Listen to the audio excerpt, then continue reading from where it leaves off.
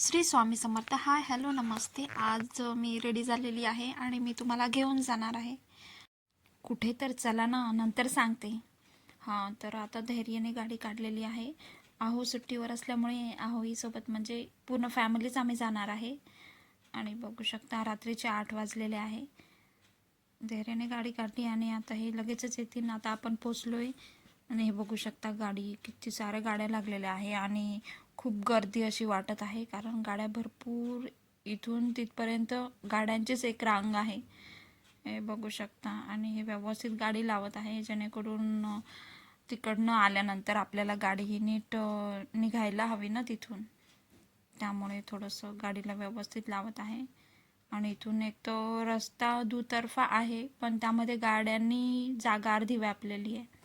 तर हे बघू शकता किती सुंदर असं डेकोरेशन पण केलेलं आहे. इकडे खूप सारे बांबूज वगैरे लावलेले आहे, कारण पार्टिशन केले आहे त्यांनी, इकडचे लोक इकडे येऊ नये म्हणून. आणि व्यवस्था व्यवस्थित केलेली आहे त्यांनी, नियोजन व्यवस्थित केलेलं आहे. सॉरी. आणि गर्दी म्हणजे गर्दीच आहे. एक तर त्यात आता गरमीची सुरुवात होत आहे.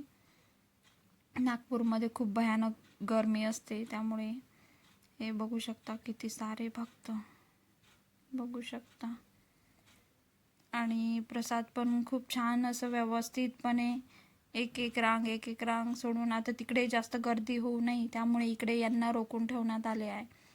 जेव्हा तिकडचे जातील थोडे आणि त्यानंतर यांना सोडण्यात येईल. हे बघू शकता किती छान असं नियोजन त्यांनी केलंय, बघू शकता. आणि समोर आता आम्ही आता चलो, त्यामुळे आम्ही पहिले दर्शन घेणार आहे. आणि काही फक्त प्रसादासाठीच लागलेल्या लोकांची रांग असायची आणि काही दर्शन घेऊन ज्यांना प्रसाद हवा आहे त्यांची एक रांग, असे 2 रांगी होत्या. आणि इथे बघू शकता किती सुंदर त्यांनी पूजा मांडलेली आहे, बघू शकता. हे खूप सुंदर. आणि तिथे होम पण झालेला आहे आज सकाळी, हे बघू शकता. आणि त्यानंतर तिथून समोर आता हे बघा किती सुंदर मंदिर, पण खूप डेकोरेशन वगैरे खूप सुंदर केलं आहे. हे गजानन बाबाचे मंदिर आहे, अंबाझरी येथे आहे हे मंदिर. हे बघू शकता. गर्दी पण खूप आहे, त्यामुळे मला व्हिडिओसुद्धा काढता येत नव्हता, तरी पण मी थोडं घेतलं आहे शूट. धैर्य पण आलं आहे. धैर्याला आवडत नाही असं शूटमध्ये यायला, तरी पण मी त्याला घेते, हे बघू शकता. आणि आता समोर जातोय आणि हे बघू शकता. तरी लोक असे मध्ये मध्ये येत आहे, त्यामुळे थोडंसं व्हिडिओला थोडं अडचण निर्माण होते व्हिडिओ घेण्यासाठी. हे बघू शकता गर्दी, किती सारी गर्दी. मला असं वाटलं की इथे 2-3 तास लागेल, बट एवढं काही लागलं नाही आम्हाला. हार्डली आम्ही 1 तासामध्येच तिथून निघून गेलो. हे बघा शेगावला जसे फोटोज वगैरे लावलेले ना, तसेच गजानन महाराजांच्या कथांचे थोडेसे वर्णन वगैरे, त्यांचे फोटोज वगैरे इथे लावलेले. आणि वरती पण खूप सुंदर असं विठ्ठल रुक्माई यांचं मंदिर आहे, ते पण खूप सुंदर असं डेकोरेशन वगैरे तिथं खूप सुंदर फुलांचं केलेलं आहे. ते मी, धैर्याचे पप्पा, हे अशी इथे गर्दी. हे बघा, बघू शकता तुम्ही विठ्ठल रुक्माईंचे मंदिर, त्याला पण खूप सुंदर असं डेकोरेशन केलं आहे त्यांनी.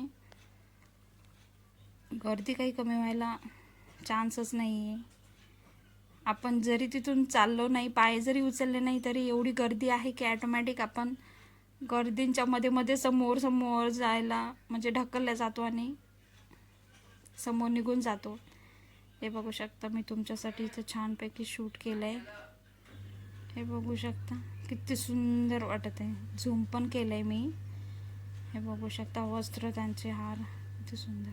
आणि आता खाली येत आहे आणि हे बघू शकता मी काचेमधून शूट केलं आहे. इथे 1 बाय 1 एक लेडीज जेंट्स येत आहे आणि त्यांना प्रॉपर जेवण असं वाढण्यात येत आहे.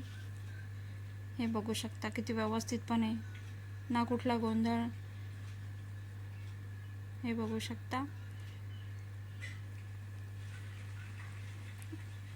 प्रसाद घेऊन जायचा आणि तिथे हवं तर बसून खायचं, नाही तर कुणी उभ्याने खाते, कुणी बसून, जसं तुम्हाला कम्फर्टेबल वाटेल असं असं सिस्टीम होती तिथे.